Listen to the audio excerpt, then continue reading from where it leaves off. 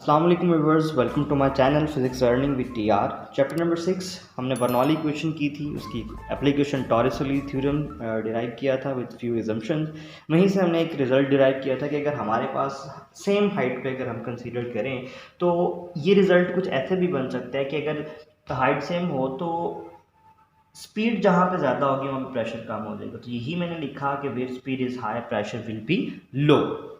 तो इसकी daily life में एप्लीकेशंस कहाँ कहाँ पे हैं ये हमने देखना है, और यही बर्नौली इक्वेशन की एप्लीकेशन दी है। सबसे पहले how a lift in a plane is produced.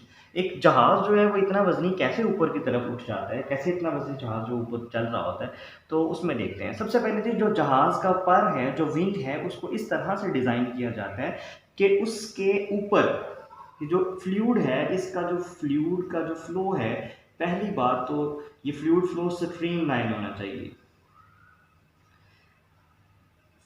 Fluid flow stream line होना चाहिए। आप देख लें कोई भी एक लाइन किसी दूसरी लाइन को इंटरसेक्ट नहीं कर रही।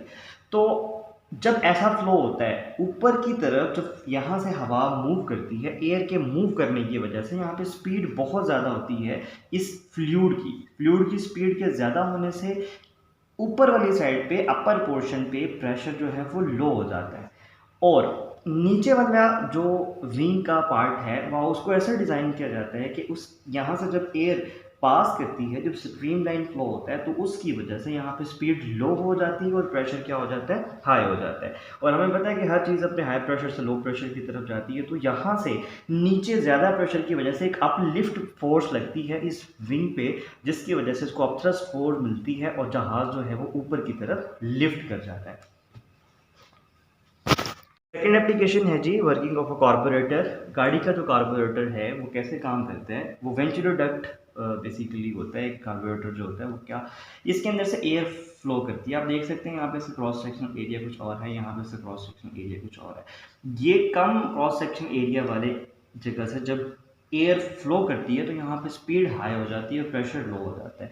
अब यहाँ पे हमने ये गैस या पेट्रोल का जो है वो टैंक लगाया हुआ होता है, जो कि यहाँ से पेट्रोल को या गैस को फीड करता है इस वेंचुलर डक्ट में। अब होगा क्या, जब यहाँ से एयर फ्लो करेगी तो यहाँ पे स्पीड बहुत ज़्यादा है और यहाँ पे प्रेशर लो हो जाता है, जबकि ये जो गैस टैंक है ये एटमॉस्फेरिक प्रेशर पे रखा हुआ है। यहाँ पे प्रेशर हाई है और स्पीड क्या है, लो है। तो यहाँ से जो ये जो गैस टैंक है, जो फ्यूल जिसके अंदर आपने स्टोर किया हुआ है, यहाँ से ये हाई प्रेशर की वजह से अपने फ्यूल को जो है वो इंजेक्ट करेगा इस एयर स्ट्रीम में, वेंचुलर डक्ट के अंदर। तो यहाँ पे क्या होगा, यहाँ पे एयर प्लस फ्यूल, ये दोनों का जो मिक्सचर है उसको मिक्स अप कर देगा और आगे जो है वो इंजन को सप्लाई हो जाती है, जिससे कंबस्शन होती है और कंबस्टन से आपको एनर्जी मिलती है।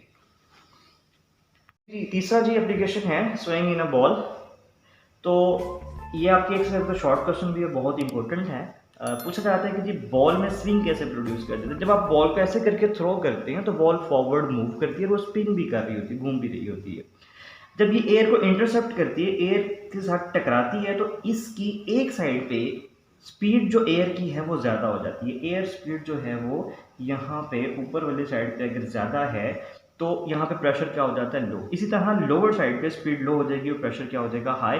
तो इस हाई वाली साइड से लो वाली साइड पे एक प्रेशर एक्सर्ट होता है। अगर आपने बॉल को थ्रो किया और बॉल यहाँ पे लगी है, यहाँ पे अगर आपका प्रेशर हाई था और इस साइड पे प्रेशर जो था वो लो था, तो ये बॉल इस पॉइंट पे हाई प्रेशर से लो प्रेशर की तरफ जाएगी, यानी कि ये ऐसे करके मूव कर जाएगी और इस तरह से बॉल में स्विंग पैदा हो जाएगा। और बॉल में स्विंग जब पैदा होगा, जो जो प्लेयर है वो डिसीव हो जाता है, उसको पता ही नहीं चलता कि बॉल गई किधर है।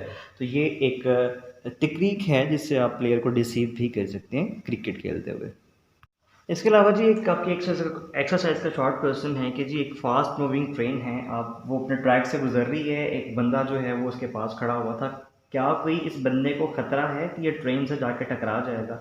जी बिल्कुल, इसका आंसर है यस। और वो कैसे है, देखें, जब ये फास्ट मूविंग ट्रेन यहाँ से मूव करती है तो इसकी स्पीड जो है वो बहुत ज़्यादा होती है, स्पीड बहुत ज़्यादा होती है। अब इस पर्सन और इस ट्रेन के दरमियान से भी एयर मूव करती है। अब ये जो एयर मूव करती है इसकी स्पीड बहुत ज़्यादा होती है। अब यहाँ से, क्योंकि स्पीड स्पीड ऑफ फ्लूइड जो है बहुत ज़्यादा है यहाँ पे, तो प्रेशर जो है यहाँ पे लो हो जाता है। अब जो पर्सन खड़ा हुआ है उसके पीछे से जो एयर पास कर रही होती है उसकी स्पीड जो है वो कम होती है। उसकी स्पीड कम होने की वजह से यहाँ पे प्रेशर ज़्यादा हो जाता है। अब क्या होगा, अब इसका मतलब है इस बंदे के बैक साइड पे जो प्रेशर है वो ज़्यादा हो गया है और इसके आगे और इसके ट्रेन के दरमियान जो प्रेशर है वो कम हो गया। तो इस बंदे को पीछे से एक पुश वाली फोर्स लगेगी, क्योंकि पीछे प्रेशर ज़्यादा है, तो पुश फोर्स लगेगी जो इसको ट्रेन की तरफ पुश कर देगी और ये जाके उससे टकरा सकता है।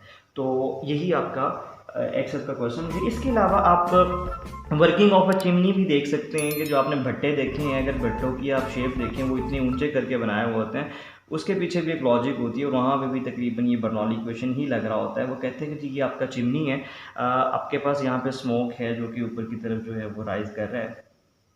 अब इसको इतना ऊंचा करके क्यों बनाया जाता है, देखें यहाँ से जब फ्लूइड हवा जब एयर जो है फ्लो करती है तो एयर की स्पीड जो है वो यहाँ पे ज़्यादा हो जाती है, तो प्रेशर क्या हो जाएगा, लो हो जाएगा।